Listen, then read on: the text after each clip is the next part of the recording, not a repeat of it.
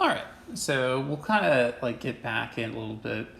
And because we're talking about this issue of social control in the criminal justice system, there's, quite a few different views and philosophies about what we do with this power that we have, right? Because one of the things that, is really important that you get out of this class, right, is that the CJ system has tremendous, which I'm calling criminal justice, has tremendous power on someone's life.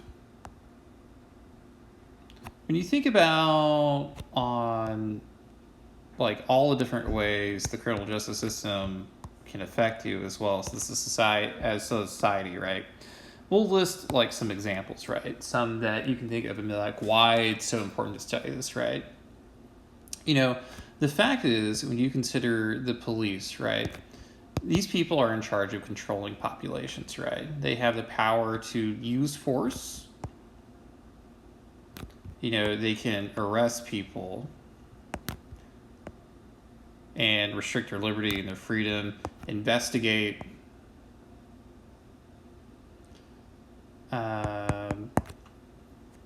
They have the power to use force, arrest, and do it all within their discretion, right?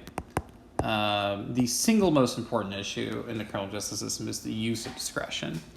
And what decisions people make, how they make them, why they make them, and under what circumstances, to who, to what, and so on, right? Point being is that the police are very powerful as a system.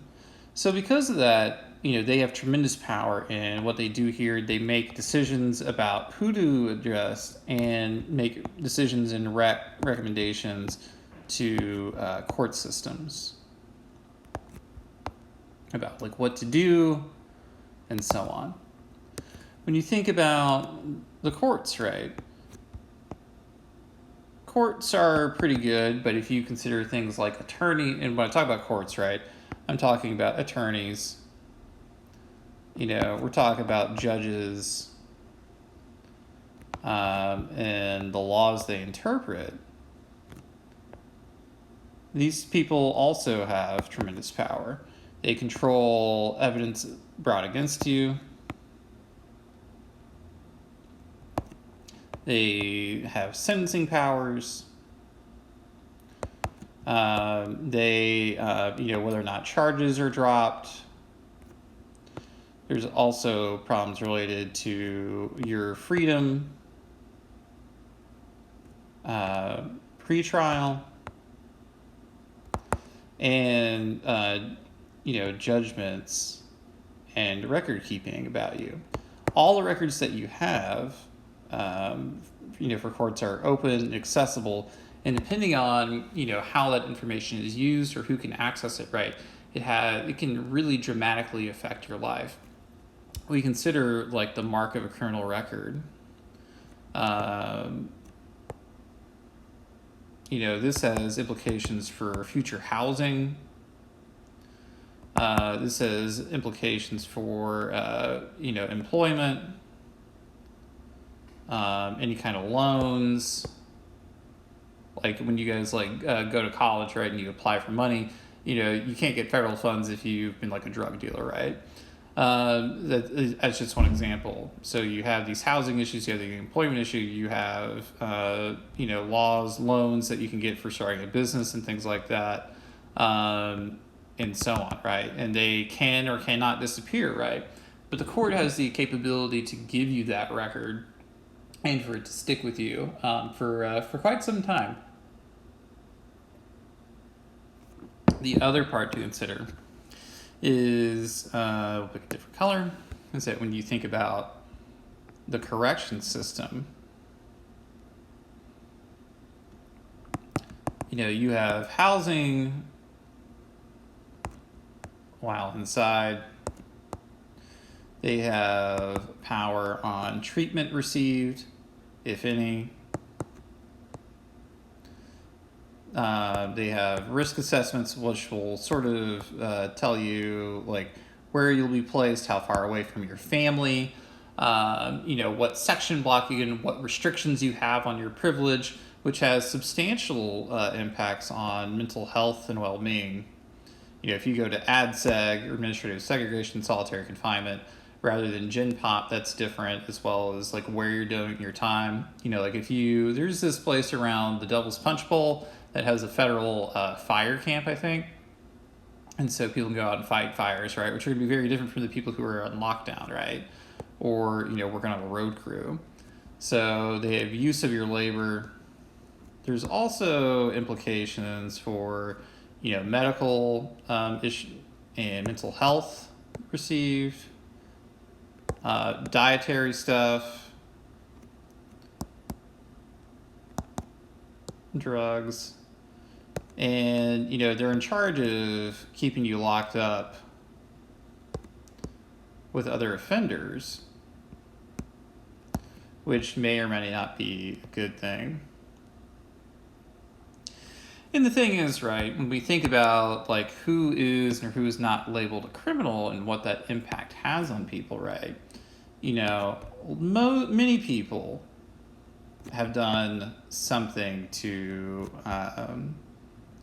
have committed some sort of crime, right? The easiest ones, right, are, kind of speeding, right? You could be running a red light, which, God, that happened to me some time ago. You ever just stop and the light changes green, but it's a left turn lane, and you just go through, and you're just like, oh my God, what'd I just do? That happened to me. I felt really bad about that. Technically, I could be arrested for that and go to jail. But, there's also issues related to underage drinking or the use of drugs or underage consumption of cannabis or anything like that. Stealing something like that, right? So we have the system where many people have committed crime, but not everyone is a criminal. If we think about the fact that we've all committed some kind of crime like that, not all of us are criminals, and there's some difference between, is there any difference between the people who get caught and who don't, and why or why not is that the case, right?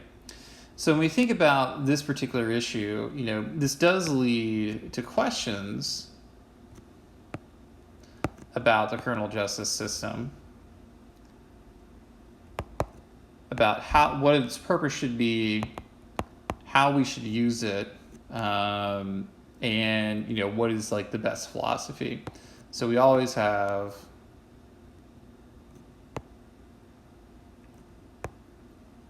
questions about when and how we should use a system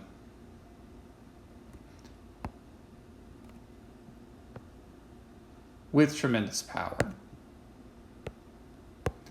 Something that can mark our lives literally forever and almost never ever go away, right? We use it, and some people take different approaches to this, right? There are some that take this perspective that the criminal justice system is treated for people who are extremely of poor judgment or bad of some kind. Others may not view that, that they are people just like normal, and perhaps society has failed them in some way, or they need something else along those lines.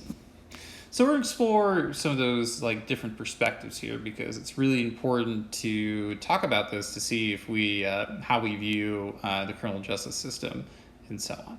So we'll